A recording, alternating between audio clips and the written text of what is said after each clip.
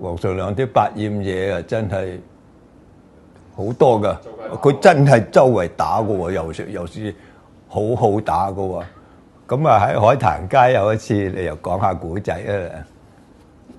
海壇街咧嗰度係4樓嚟嘅，咁我仆喺門口4樓，同黃尚亮仆喺個騎樓，就睇到對面嗰班咕喱喺度賭嗰啲15糊。碰啱有個靚女行過，有個咕喱棘個靚女個腳，咁咪跌咗喺度咯。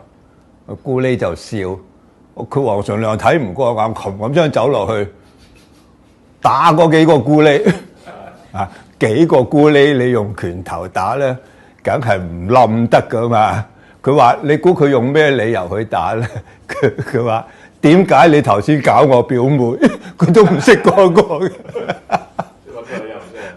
咁個叫你打佢唔冧咧，一人攞條竹升追住黃尚亮打。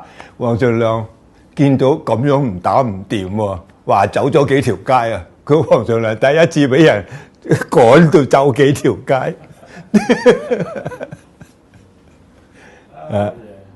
咁啊，結果咧拉咗入差館喎。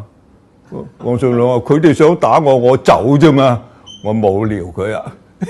都幾得意㗎，你知道都幾百厭㗎。佢能夠幾個咕喱夠膽去踢人㗎。